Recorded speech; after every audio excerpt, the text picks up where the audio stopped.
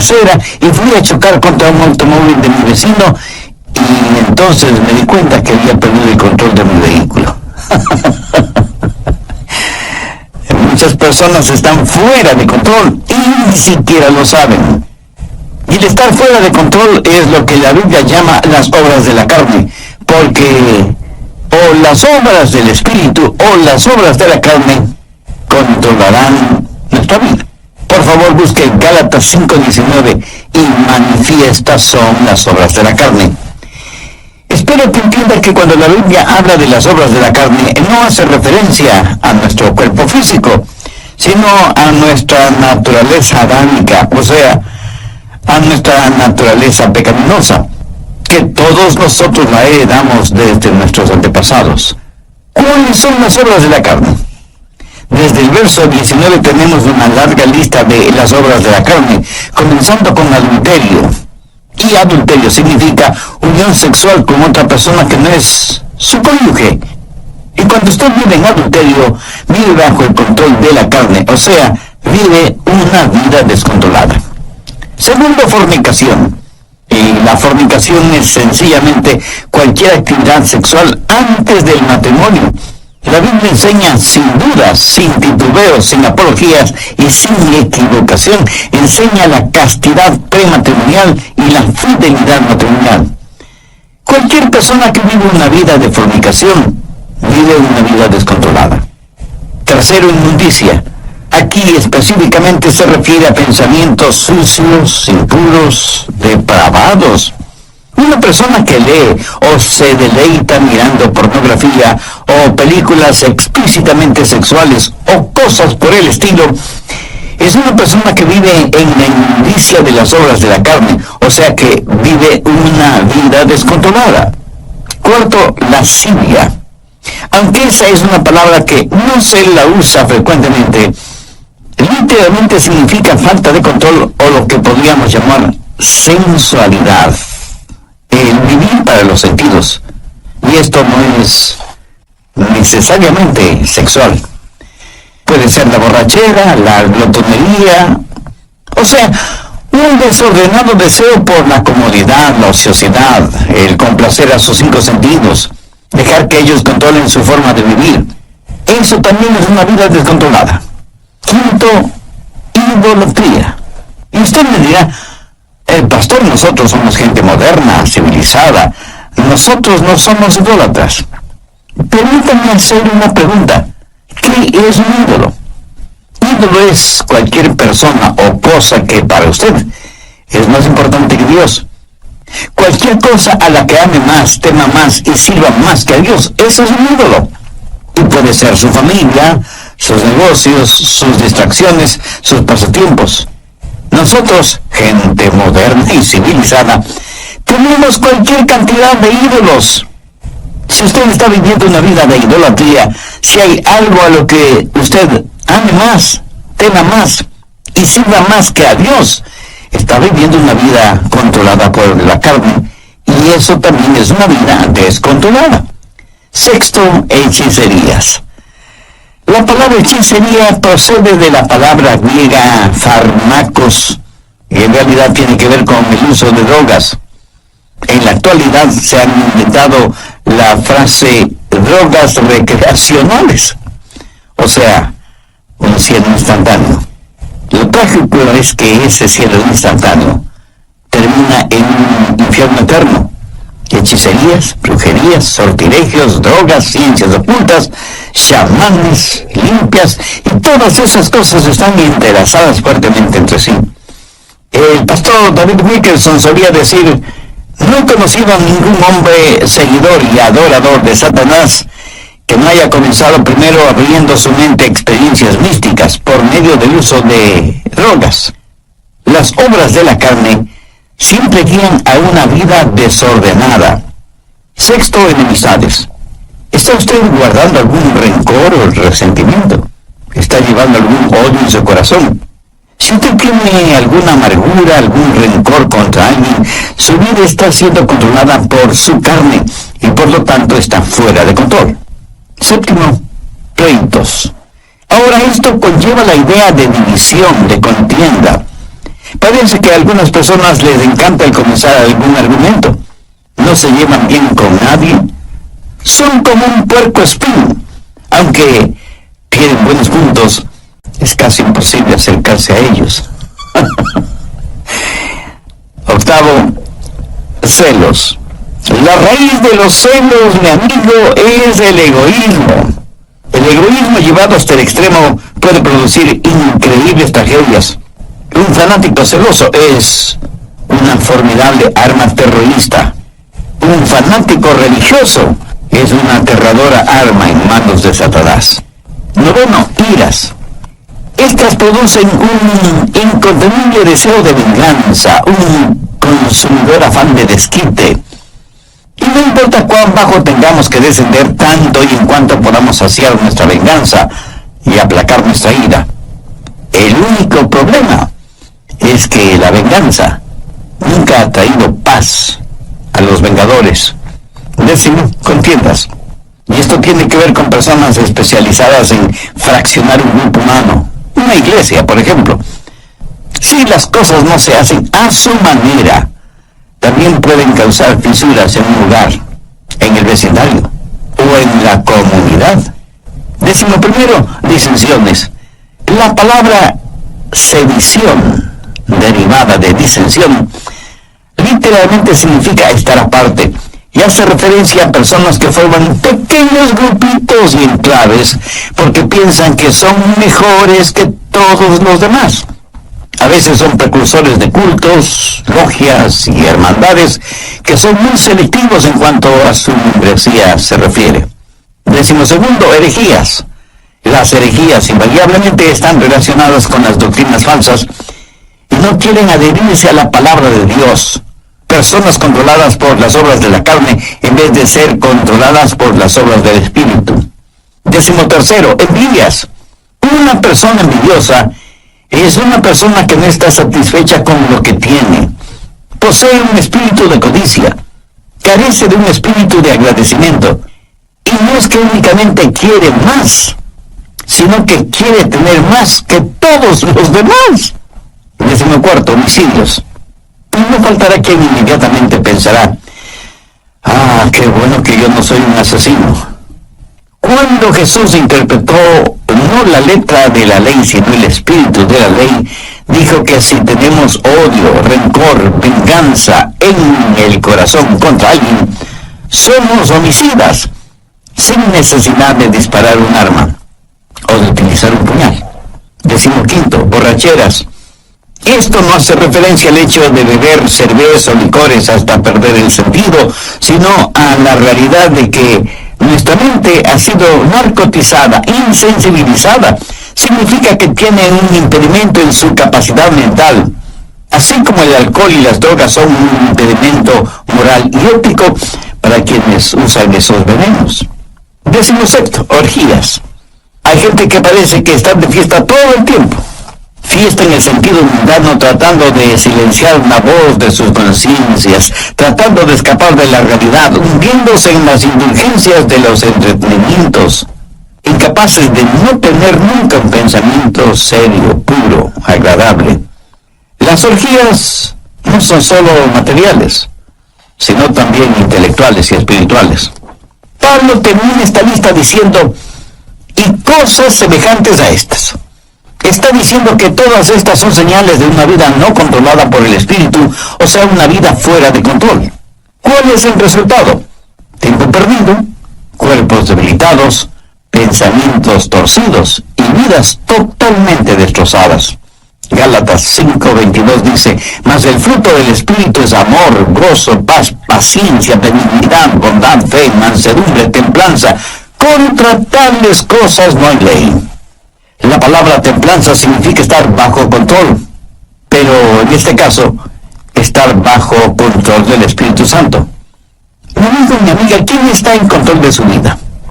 Al respecto, hay algunas cosas importantes que debemos saber. Primero, cómo vivir una vida controlada por el Espíritu. Gálatas 5:13.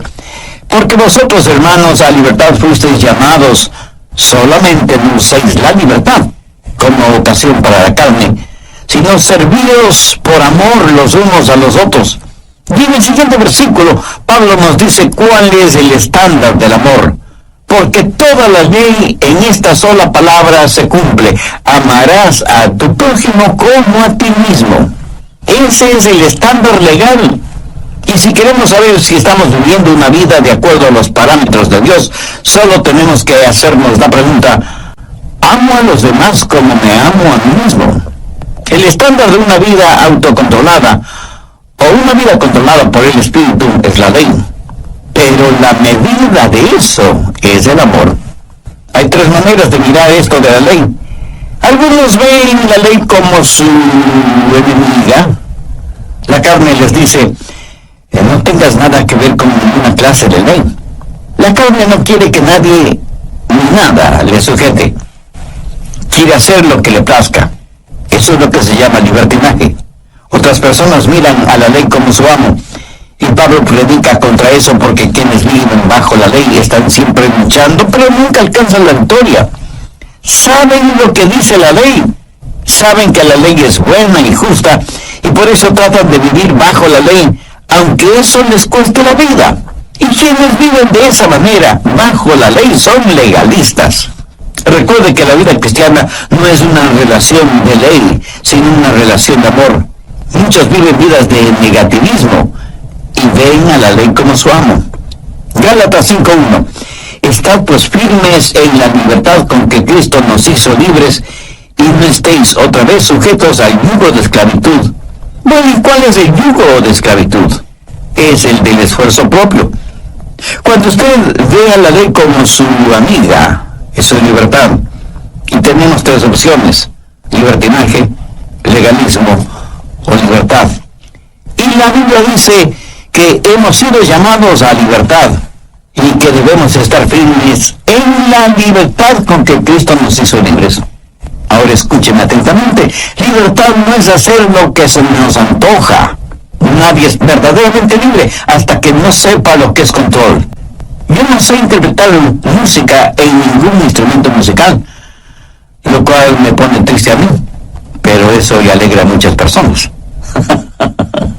Ahora, suponga que quiero tocar el piano, y tan pronto me siento frente al piano, sé que ese piano está regulado por ciertas leyes, y solo las personas que han aprendido esas leyes musicales son las que pueden hacer surgir melodías de ese piano. El salmista dijo: tus estatutos han sido mi canción en el día de mi peregrinaje. Cuando la Biblia dice que tenemos una vida de libertad, y esa libertad está controlada por el Espíritu, recién y solo entonces sabremos lo que es la verdadera libertad. Pero ¿cómo tener ese control, esa disciplina en nuestras vidas? No por medio de libertinaje, sino por medio de la libertad en el Espíritu. Nuestras vidas necesitan estar bajo control, pero no bajo nuestro propio control, porque eso lo único que producirá será libertinaje, sino bajo el control del Espíritu para tener libertad. Pero aún el parámetro de la libertad no es suficiente. Necesitamos fortaleza. ¿Dónde tener la fortaleza para vivir una vida controlada por el Espíritu? Veamos Gálatas 5, versos 16 y 17. Digo pues, andad en el Espíritu, y no satisfagáis los deseos de la carne, porque el deseo de la carne es contra el Espíritu, y el del Espíritu es contra la carne, y estos se oponen entre sí, para que no hagáis lo que quisierais. Verá, parte de mi naturaleza es carnal, y parte de mi naturaleza es espiritual, cuando he nacido de nuevo. Y estas dos naturalezas están dentro de mí, y lo mismo pasa en usted, ¿verdad? Y el Espíritu Santo dice a nuestro espíritu: vive para Dios y vive victoriosamente. Es una especie de guerra civil dentro de nosotros, y por nosotros mismos no podemos tener una victoria. Entonces, ¿qué hacer? Verso 16. Andad en el Espíritu y no satisfagáis los deseos de la carne. Note que no dice satisfacer los deseos de la carne para que podáis andar en el Espíritu. Eso es legalismo, y es el sendero por el cual caminan millones de seres humanos. Si alguna lección espiritual he aprendido y sigo aprendiendo, es que no puedo caminar en el Espíritu si lo que me interesa es complacer los deseos de la carne. La santidad no es el camino hacia Cristo. Cristo es el camino hacia la santidad. ¿Dónde conseguir esa clase de fortaleza? Gálatas 5:18. Pero si sois guiados por el Espíritu, no estáis bajo la ley. El ser guiados por el Espíritu significa que yo voluntariamente busco la guía del Espíritu porque quiero caminar voluntariamente en el Espíritu. El estándar de la ley de Dios se manifiesta en el amor, y la fortaleza para esto es si caminamos en el Espíritu. Por lo tanto, la vida controlada por el Espíritu es el caminar en el Espíritu. Y todos sabemos lo que significa caminar, ¿no es cierto? Pero pensemos sobre esto un poquito más. Primero, el empezar a caminar. Un viaje de 1 kilómetro o de miles de kilómetros empieza con un paso. Voy a caminar de aquí hasta allá. Ahora, el comenzar a caminar es un acto de mi voluntad. Pero escúcheme, la vida controlada por el Espíritu, la vida espiritual disciplinada, no se vive por el poder de la voluntad, sino que se la vive por el poder del Espíritu Santo. Pero usted debe decidir. Y yo no puedo decidir por usted. Nadie, absolutamente nadie puede decidir por usted. Es algo que solo usted puede decidir. Y puede decir, voy a vivir guiado por el Espíritu. Veamos Efesios 5:18. No os embriaguéis con vino, antes llenos del Espíritu. ¿Por qué Dios dijo por medio de Pablo que no debemos embriagarnos con vino y que más bien seamos llenos del Espíritu Santo? Porque quiere darnos no solo un contraste, sino también una comparación. Porque ser llenos del Espíritu es como estar embriagados con vino. El hombre puede decidir qué es lo que va a beber. Esa es su decisión. Pero una vez que decide qué beber, lo que bebe toma control de él. ¿Lo entiende? Cuando está borracho, está bajo la influencia, bajo el control de aquello que bebió. Así que por un acto de su voluntad, usted decide ser lleno del Espíritu. Pero una vez que eso se hace realidad, es el Espíritu Santo el que tiene control sobre usted. Ahora usted está lleno no de vino, sino del Espíritu Santo. Es el comienzo de su caminar espiritual. ¿Cómo calificaría usted su caminar actual? ¿Carnal o espiritual? Si su caminar aún es carnal, no quisiera caminar lleno del Espíritu Santo de Dios. Para obtenerlo, humíllese delante de Dios, arrepiéntase de sus pecados, acepte el sacrificio que Jesús hizo en la cruz para pagar la deuda de sus pecados y pídale que le perdone, que le limpie, que le sane espiritualmente y que le haga un instrumento útil. Irving Ravelo, les enviamos un saludo cordial desde nuestros estudios en Memphis, Tennessee. Hoy, el doctor Adrian Rogers, en la voz del pastor Lenín Villanón, nos entrega la segunda parte de su mensaje, cómo tener una vida controlada por el Espíritu. Desde el programa anterior estamos estudiando cómo tener una vida controlada por el Espíritu, teniendo como base bíblica lo que el apóstol Pablo dice en Gálatas 5, desde el verso 19 hasta el 23. Y manifiestas son las obras de la carne, que son adulterio, fornicación, inmundicia, lascivia, idolatría, hechicerías, enemistades, pleitos, celos, iras, contiendas, disensiones, herejías y cosas semejantes, acerca de las cuales os amonesto, como ya os lo he dicho antes, que los que practican tales cosas no heredarán el reino de Dios. Mas el fruto del Espíritu es amor, gozo, paz, paciencia, benignidad, bondad, fe, mansedumbre, templanza. Vimos también algo detalladamente el significado de estas obras de la carne, e hice énfasis en primer lugar en cómo vivir una vida controlada por el Espíritu, porque como también lo dijo Pablo en Gálatas 5:13, porque vosotros, hermanos, a libertad fuisteis llamados. Solamente no uséis la libertad como ocasión para la carne, sino servidos por amor los unos a los otros. Y en el siguiente versículo, Pablo nos dice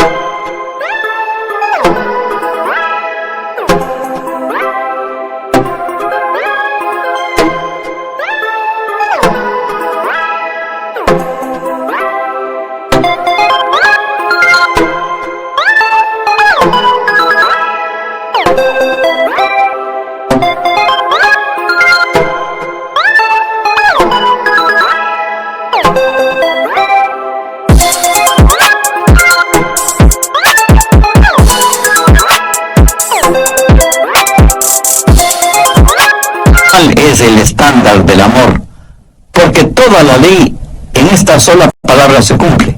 Amarás a tu prójimo como a ti mismo. Bien, continuemos.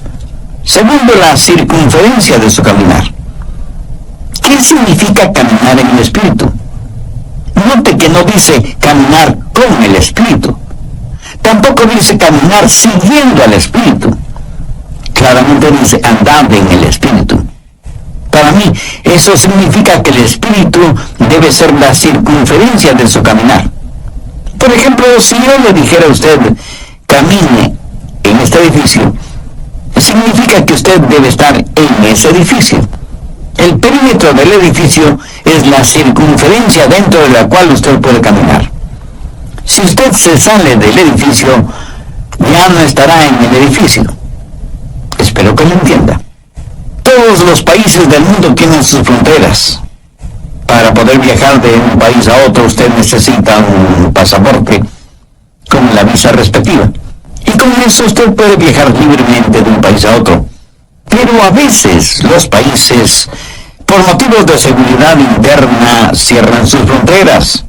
Y uno puede llegar hasta la frontera, pero no puede pasar la frontera.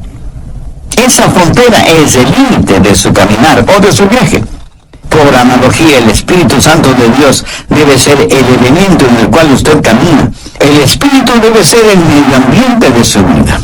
Usted como que se encierra, se cubre, se cobija con el Espíritu Santo de Dios.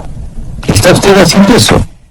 Le puedo asegurar que su carne no quiere que haga eso. ¿Sabe por qué? Porque la carne le dirá, ay, mira, no seas tonto. Fuera del Espíritu Santo puedes tener placeres y hacer cosas que necesitas para ser feliz. Escúcheme, una persona que tiene su vida controlada por el Espíritu Santo ha llegado a una conclusión terminante. No hay nada que valga la pena fuera de Jesús.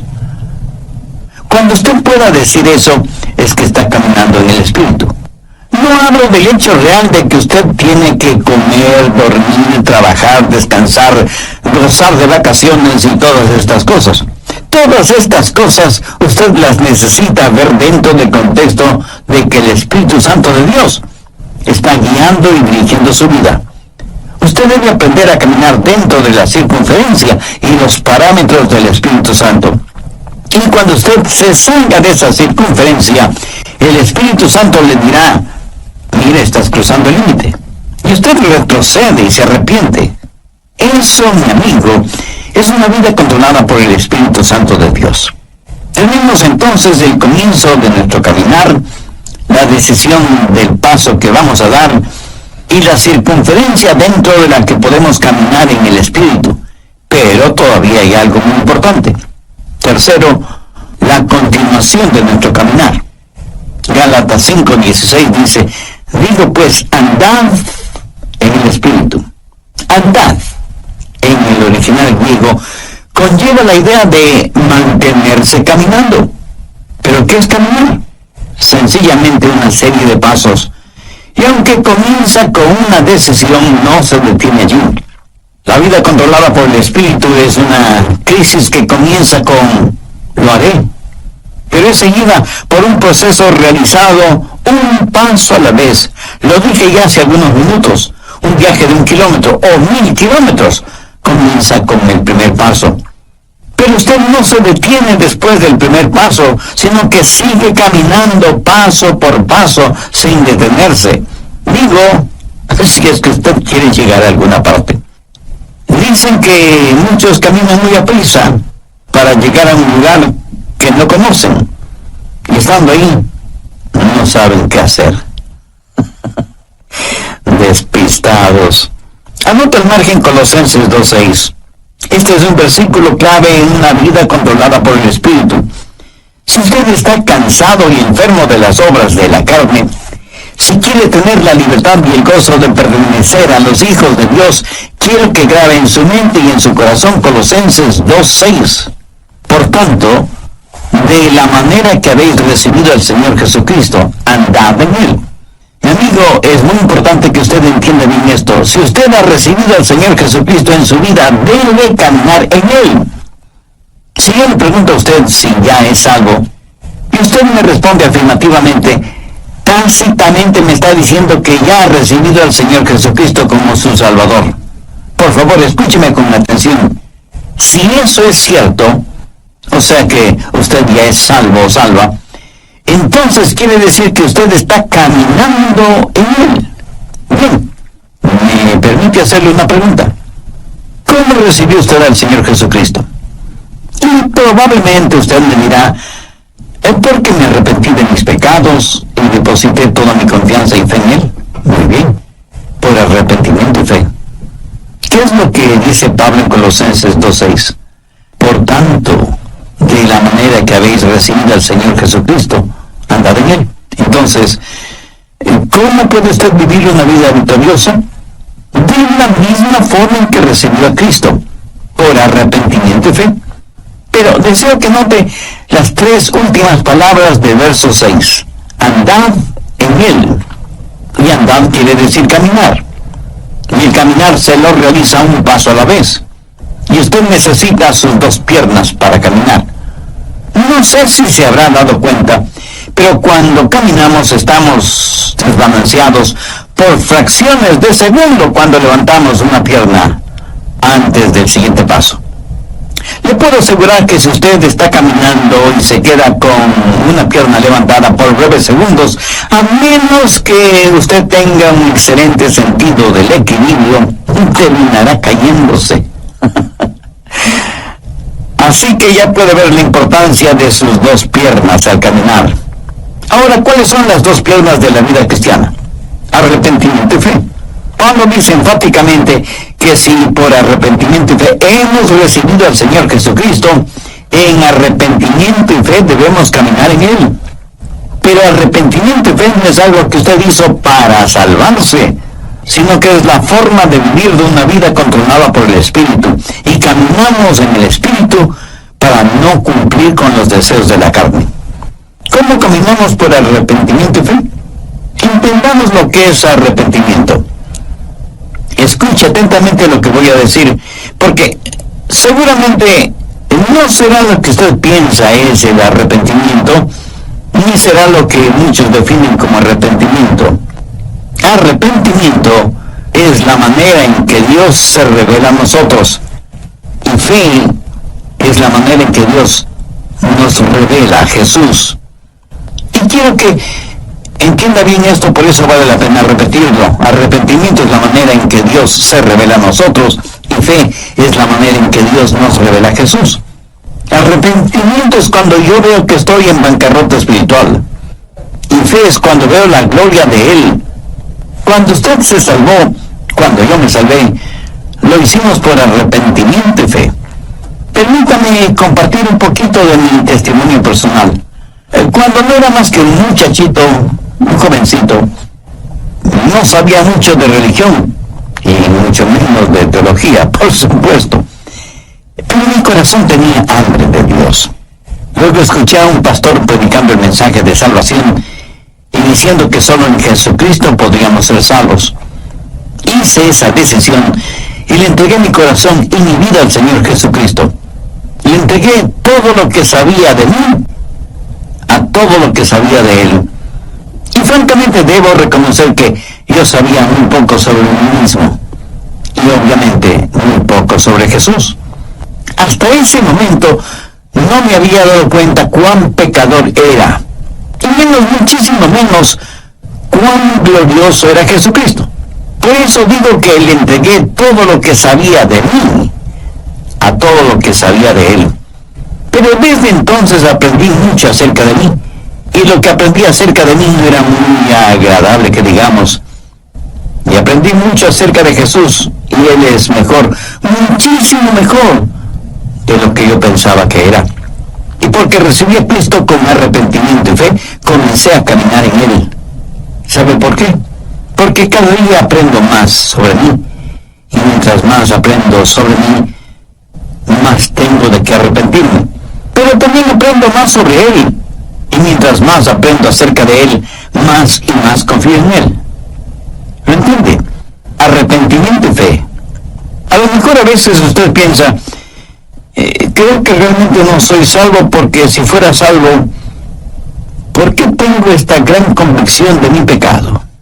Mi amigo, usted tiene esa gran convicción de su pecado precisamente porque es salvo y está aprendiendo más sobre usted y más acerca de Jesús. Esa convicción no es una señal de que no es salvo, sino más bien una señal de que usted finalmente está entendiendo el significado de una vida controlada por el Espíritu. Lo que estoy diciendo sencillamente es que hay un comienzo en nuestro caminar espiritual, así como tuvimos un comienzo en nuestro caminar físico, biológico. Debemos voluntariamente aceptar la guía del Espíritu. No vivimos por el poder de nuestra voluntad, pero entramos y aceptamos la vida cristiana por una decisión voluntariamente de nuestra parte. Sabemos que hay parámetros, límites circunferenciales para nuestro caminar en el Espíritu, y que nuestro caminar no se detiene, sino que continúa paso a paso. Por tanto, de la manera que habéis recibido al Señor Jesucristo, andad en Él. Arrepentimiento y fe. Dar todo lo que sé de mí a todo lo que sé de Él.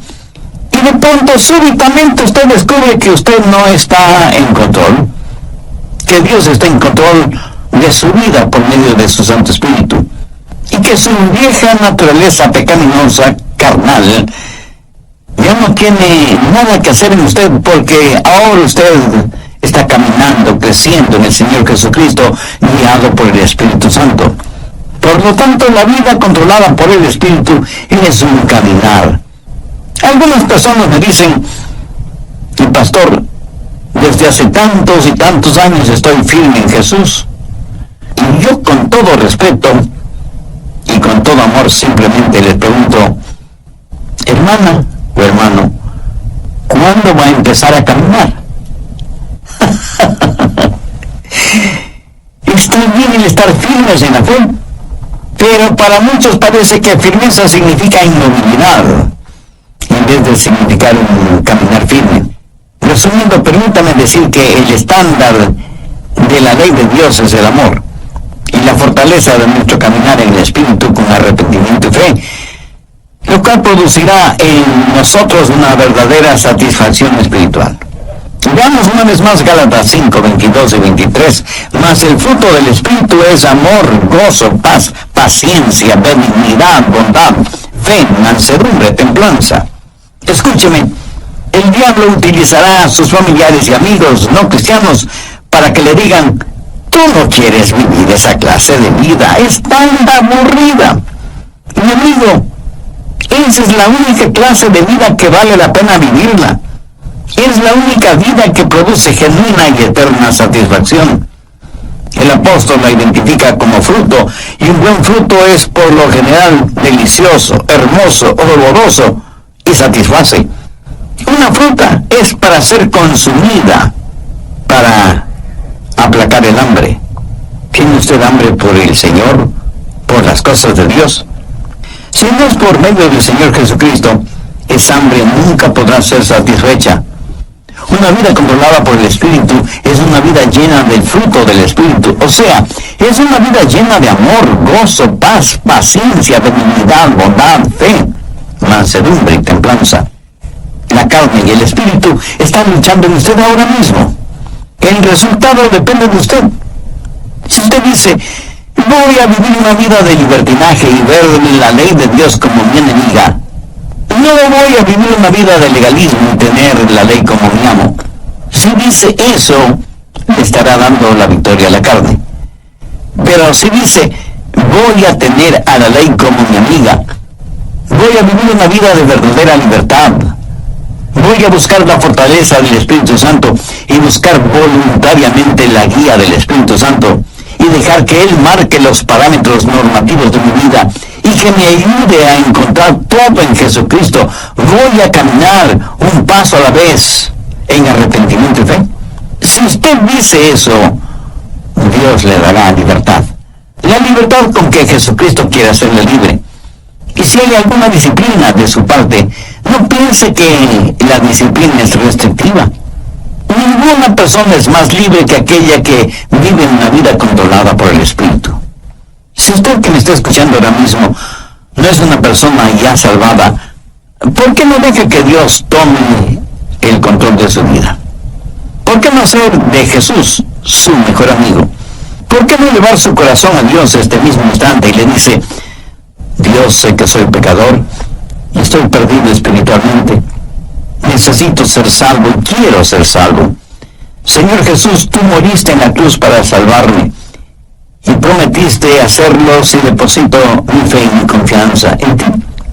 Pues este mismo momento, por fe, te invito a que vengas.